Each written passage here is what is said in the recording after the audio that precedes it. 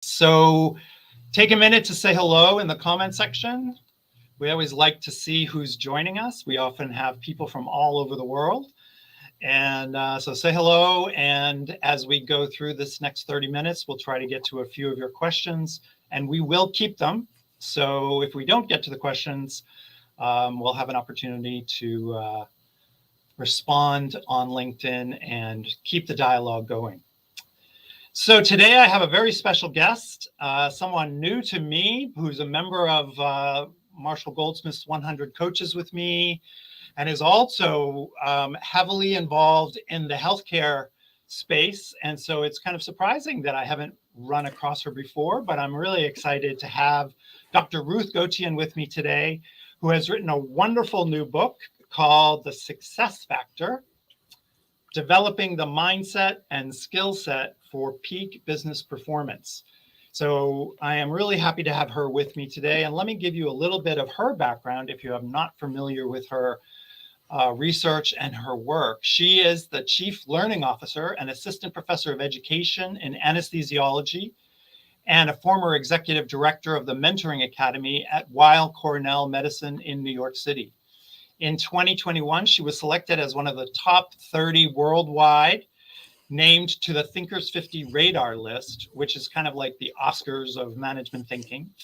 And she recently won the Thinkers 50 Distinguished Achievement Radar Award, ranking her the #1 emerging management thinker in the world, bridging theory and practice.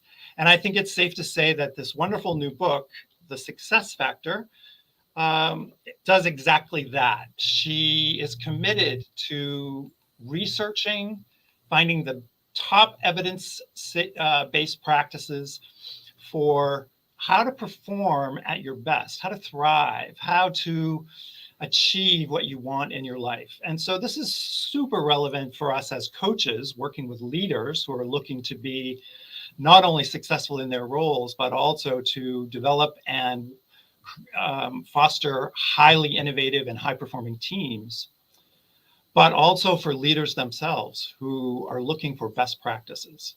So I'm really, really excited to be here with Ruth. I want to welcome you and say hello to all the folks that are now coming in from all over the world. So hi, Ruth. Hey, Jeff, how are you? And hello to everyone. I love this international crowd. Yeah, look at this. We've got folks from Toronto, Vancouver, New Jersey, Los Angeles. Hello from India. Oh my God, I don't know what time it is there. And the Windy City, Chicago, Bo is there with us. That's great. Well, welcome everyone, and be thinking of questions for Ruth over the next 30 minutes. We'll try to get to some. But let's get started, Ruth, with a little background, because I think that we're going to want to dive into the framework that you've shared in this book. But before we do that, I always love to hear a little of the personal background that brings someone like yourself, who is, you know, an educator, an expert in the healthcare space. So tell us a little bit about how you came to write The Success Factor. This was really a long story. Like, everyone's career is a windy road. Mine actually started in finance and international banking, and now I'm in healthcare, and I wrote a book. So, you never know. That was a good short version. That was the short version. Right. And I've been here in healthcare for almost 27 years. I started when I was 5. I was going to say. But I used to run for over 2 decades what's called an MD PhD program. This is a program for people who want to become physician scientists. They get both the MD and the PhD simultaneously. And nationally, every conversation we were having, every presentation at national conferences, all the articles, all the books, we're talking about those who were leaving the profession. Same issue that we're having now around the globe with the Great Resignation. This is where everyone was focused. And I really thought that we should be focusing on something else entirely. Instead of focusing on those who are leaving, let's focus on those who are staying. And particularly, I want to focus on those on the other end of the spectrum, whose work is so incredible, so phenomenal, so productive, that if we can understand what they're doing and what motivates them and how they do it, we can try and replicate that And we won't even need as many people because we have more of these high performers. So at the age of 43, while working full-time and raising my family, I went back to school and I got my doctorate. And I studied at that time the most successful physician scientists of our generation. And when I finished that, I thought I was done with research. But once you get that research bug, it's Right. hard to get it out of your system. So I continued studying other extreme high achievers. And over the years, I've studied hundreds of people. So the Nobel Prize winners, the astronauts, the Olympic champions, NBA champions, CEOs, senior politicians, all kinds of incredible people. And then I wrote a book about it, and here we are.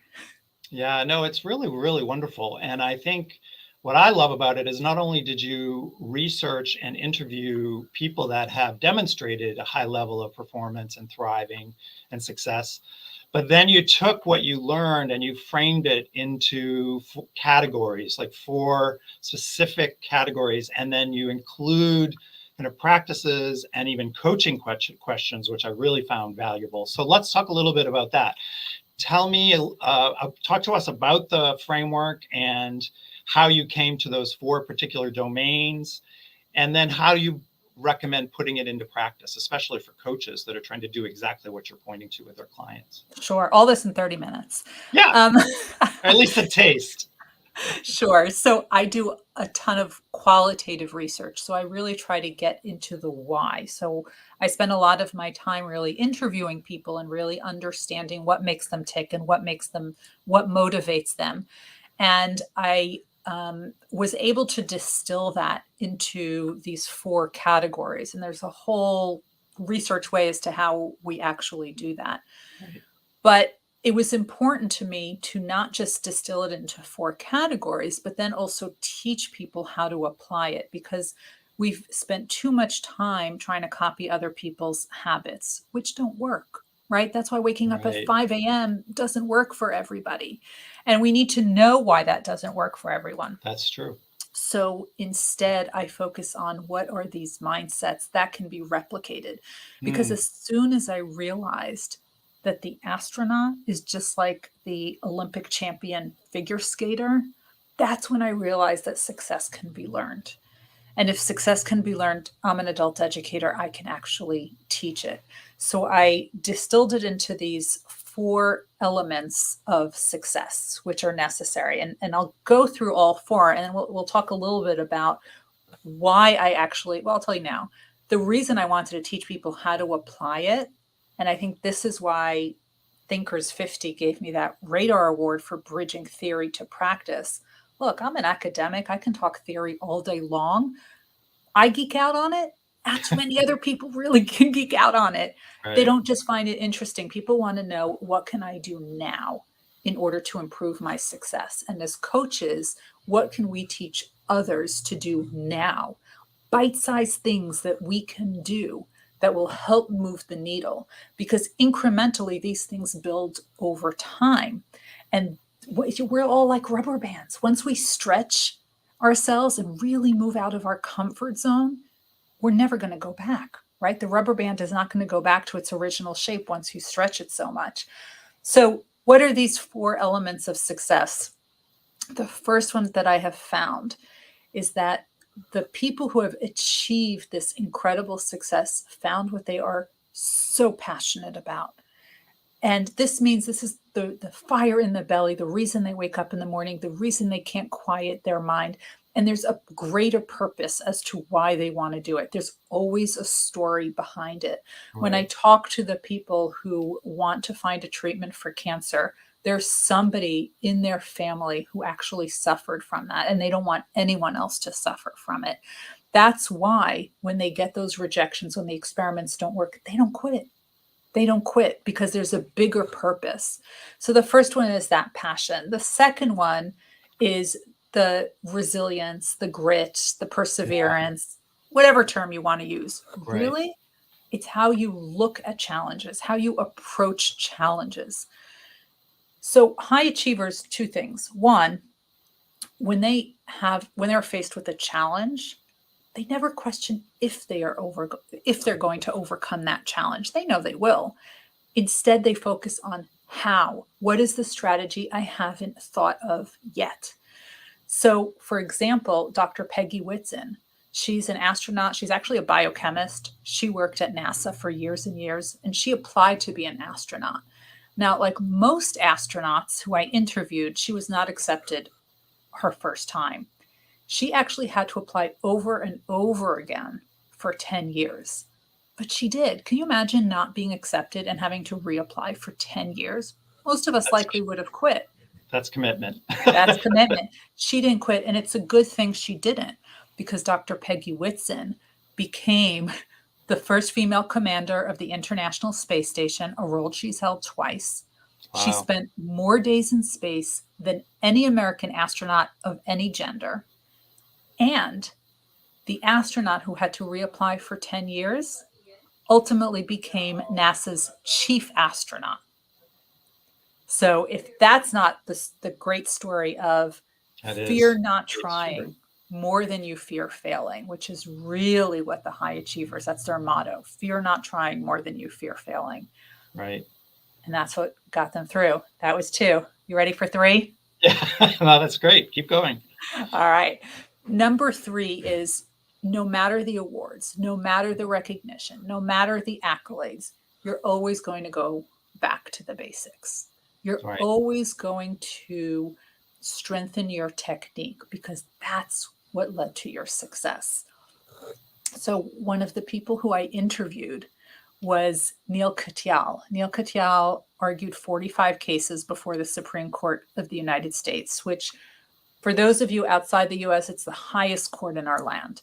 Most lawyers don't argue 1, let alone 45. And I said, Neil, how do you prepare for these cases? And he said, well, I do 3 things. First, I hold multiple moot courts. These are simulated court environments.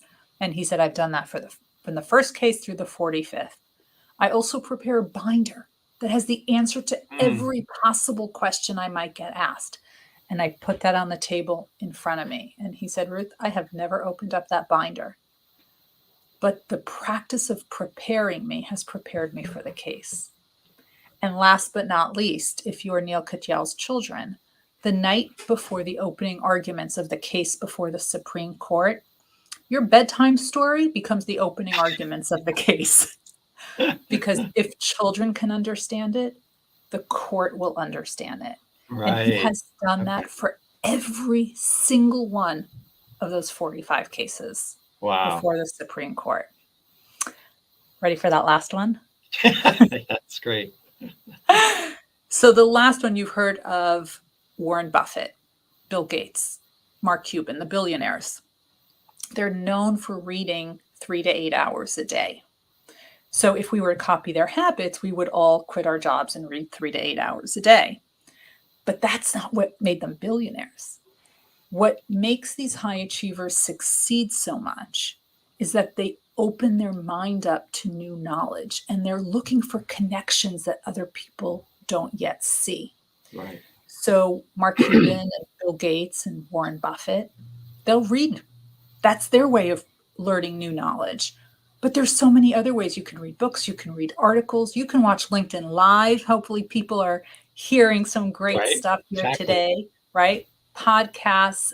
There's so many ways that you can learn. But basically always learning. Always learning. Yeah. Always learning. And surrounding yourself with a team of mentors who believe in you more than you believe in yourself. And there's the rundown of the 4. Great. No, that's very powerful. And the fact that you talked with, really the folks that are sort of at the top of their game, whether it's at NASA or in sports or in business or in government or in courts. I mean, it's really, and then you can distill. So I think the natural next question is for those of us, sort of in the, I would call the plebeian gang. I would put myself in that place. But, seriously, when you're working with someone who is not quite there yet and maybe hit a speed bump or going through a rough patch, which we have all gone through on a micro or a macro level in the last couple of years with the pandemic, with fears about the economy, whatever it is, right? I mean, we're all challenged by the day-to-day world. What do you tell people to get them started, kickstart in the direction of these 4 key success factors? So I love the fact that you added the word yet. They're not there yet. And that is really the motto of all the high achievers, because even the high achievers don't believe that they've accomplished things yet. And they always add that word yet. So in fact, when I reached out to one of the people and I said, you came up on my list as a high achiever. And he said, I am. And I said, well, you won the Nobel Prize. So if you're not a Well, high yeah, achiever, what does that say about the rest of us? right. But Right. really, it's first of all, the first thing you have to do is find out what it is that you are passionate about, what it is that you're interested. What is it that even when you're challenged, it will not cause you to fold? And one of the first things that I take people through is what's called a passion audit. And a passion audit really helps you figure out the difference between what you're good at, what you're not good at, what you're good at, but you don't enjoy, and what it is that you would do for free if you could. Right. So these are all questions that you should be asking. There's actually a passion audit in a book. There's a description of it. There's also one on my website that anybody who's watching can download. It's on Oh, that's great. ruthgotian.com/passion audit, because I really want people to figure that out. That is the first step. Once you Yeah, and have, it's not always easy. It all sounds great, and I know I've had so many clients who are, and I would include myself in this, that are passionate about more than one thing. We're eclectic. We have a lot of interests. We have a lot of hobbies, but I sometimes get very simple with my clients and basically say, in an old-fashioned world where you used to get the New York Times on Sunday morning in an actual newspaper, which we don't anymore. But so what is the first thing you read? What is the thing that you won't pass up no matter what? You're so interested in it that you'll always read about it. You want to pick it up in the doctor's office, that kind of thing. And sometimes people are not even aware that's right. that they are obsessed with cooking or they're obsessed with languages or whatever it is. And then they don't automatically make the leap to how that could translate into an activity. So that's right. probably the next question I would ask you, which is probably where you were headed, which is once you've identified something you love, how do you then translate that into real world practice? Right. And that's really where the coaches come in, because how do you figure out what it is that you are passionate about and then how to actually initiate? So, what would that look like if you were able to do it? And are you doing that every day? Can you do that as part of your job? That's one of the first things that I ask people. Is there a way things can be reconfigured so you're able to do that as part of your job right now? Or is it time to look for something different? Because that's kind of scary for a lot of people. Right. So, what are the ways that we can ease into this? How can we test the waters a little bit? Is there a way that you can volunteer somewhere with an organization to see if this is really what you enjoy doing? Now, one of the things that we need to realize is that this passion audit is not a one and done deal. You should actually do it every time you have a transition in your life. So, it's a new job, a new partner, a move to a new house, a pandemic. Any kind of transition causes us to reevaluate our priorities. We're Right. not who we were in the past. Remember, I started out in finance. Right. That's true. And Yeah. there's So we're constantly changing and evolving, and yeah, our passions are not a linear. Yeah. and they should That's be, because great. we're growing and we're exposed Right. to new That's things. great. So That's great. see how you can So we're implement it in getting some small. questions. Yeah. Yep. So we're getting some good questions from the audience, and I want to grab a couple before we run out of time. Bo Stubblefield Tove, what a wonderful name. He's asking a question that I think is pretty classic, and I'd love for you to give us your perspective on the relationship between success and happiness, because there's a lot of books out about the happiness factor and how to develop the mindset for being more happy and joyful, but you're talking about a mindset about success. So I'm curious where you see the intersection or the distinctions or the relationship, as he's asking, between happiness Yeah. and So, success. it's interesting because when you talk to these people about success and ask them if they want to do anything else, they'll say no. So now what's so fascinating, one of the people who I interviewed was Apollo Ono. Apollo Ono is the most decorated Winter Olympian. He has won seven Right. gold medals in Yeah. short track speed skating. Now, what most people don't know was that he was first a state champion swimmer. And so he was really good. But here is a perfect example of you can be really good and not enjoy it. And by the that's a good way, point. Bonnie Blair, a long track speed skater, the same thing. She was a swimmer. She was good, but she didn't enjoy it. Now, he has since retired from short track speed skating. And over the winter, he actually put on his Twitter a picture of him on the ice, just skating around. And he took this selfie video, and you see him just breathing in the ice, and you could see all the stress melting from his face. He said, "This is home. This is where I belong." And he said when he put on and he would lace his skates, everything just melted, and he was in this state of flow. You know that you are so happy and appropriately challenged when you can get into that state of flow. That state of flow when time just melts away. You're not tired. You're not hungry. You don't need to go to the bathroom. These people love what they do. Now, I have interviewed many Nobel Prize winners, and I asked them, do you want to be a dean or a president of an organization? And they say, no, I love what I'm doing too much. I don't want to be in administration. I want to continue doing what I'm doing. So how do I know that they love it so much? I don't know of a single Nobel Prize winner who quit doing science after they won the Nobel Prize. In fact, they doubled down.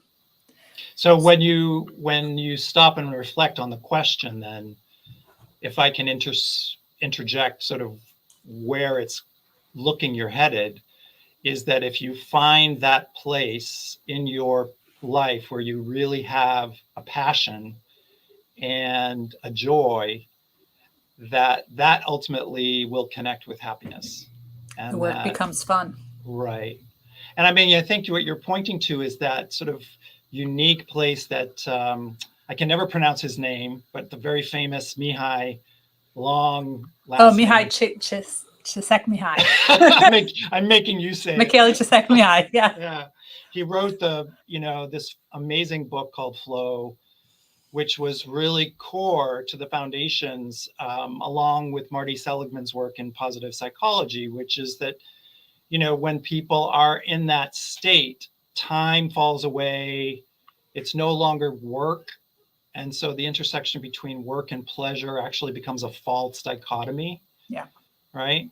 Yeah. So is that kind of what you're pointing to in terms of not having to think of it so binary? I think we do in our culture think, oh, if you want to be really successful, you're going to have to be kind of miserable. And that's not necessarily the case. No. And in fact, we need to understand that success is a moving target. So you're never really going to achieve it, right? But because there's always more that you can do. So in fact, I ask all the Olympians if they can show me their medals when we're done with the interview. And only 2 of them had it on display.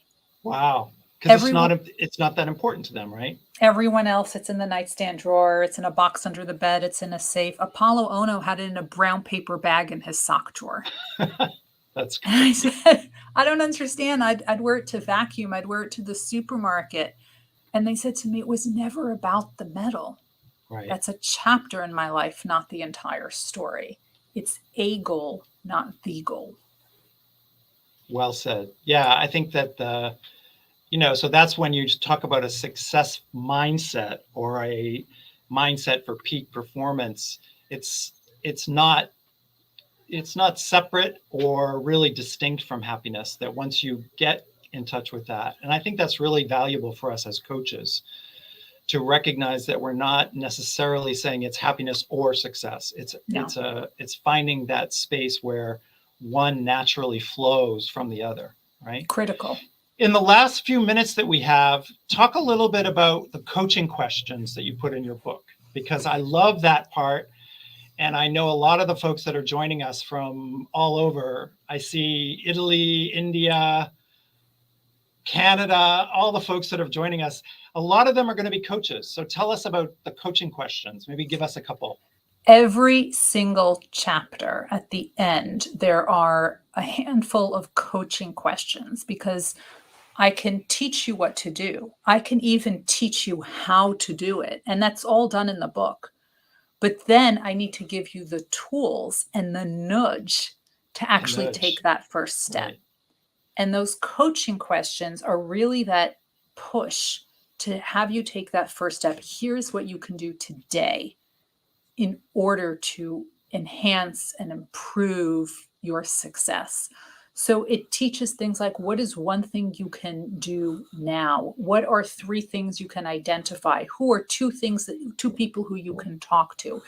And it teaches you how to do that. We were just talking about flow. I teach people how to get into a state of flow. And then I ask, what is one distraction that you can get rid of? Right? All of these things so that you can actually start today to improve your success. It's no longer theoretical.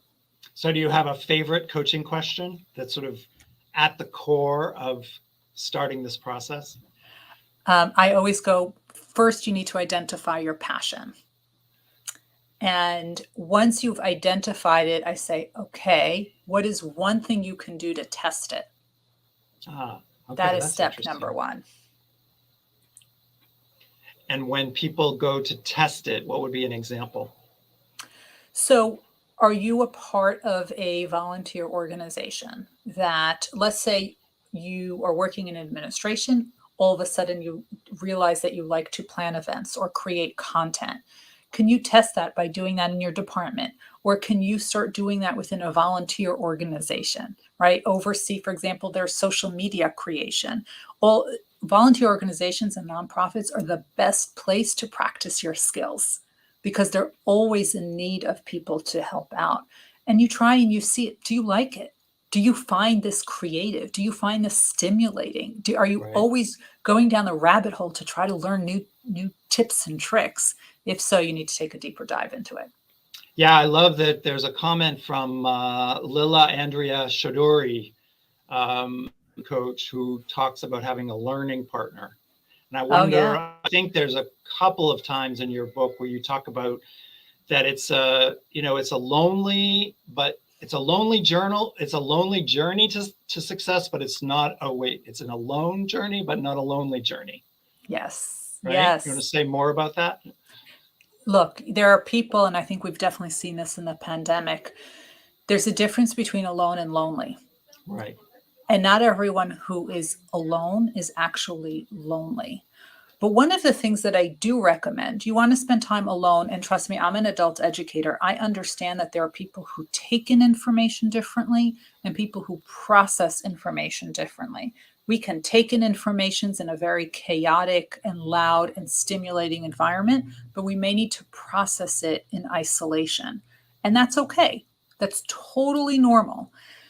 But what will really help you get to that next step is if you have a frientor, someone who I call a frientor, a mentor who's also your friend, I love that. Frientor. I actually give the story of Erica James, the dean at Wharton at the University of Pennsylvania, and Lynn Wooten, who is the president of Simmons University. They are each other's friendtors. They met as grad students. One is now a dean, the other is now a president of university. But these are people that you can share your ideas, non-judgmental, bounce ideas off of, and they also hold you accountable, right? Because sometimes we don't want somebody who's senior to us to do that, but we can try it out first. And now, of course, the coaches are there to help teach you how to do it and pull that information out of you. But sometimes we need someone who can help us out, who's at our level. That's great. I think that's a really, really nice place to bring our conversations to a close. I want everyone to be thinking about who is your favorite frientor as you work toward designing and defining your passion. And hopefully you'll get a copy of this book, which is super helpful as a tool for coaches and leaders, The Success Factor. And I just want to wish you all the best, Ruth, with your work. I think I wanted to ask you, but we don't have time, but maybe you can write in in the comments, or maybe I'll get you for a webinar to talk about how you, as a mother and an educator, managed to find the time and the energy to. So obviously, you had passion about this topic. That's right. Any last tip you want to leave for folks that you used to get to this level? Look, there are 24 hours in a day. We can all decide how we're going to use that time. For me, what was giving up was a lot of that reality television, and that opens up a lot of time. That's true.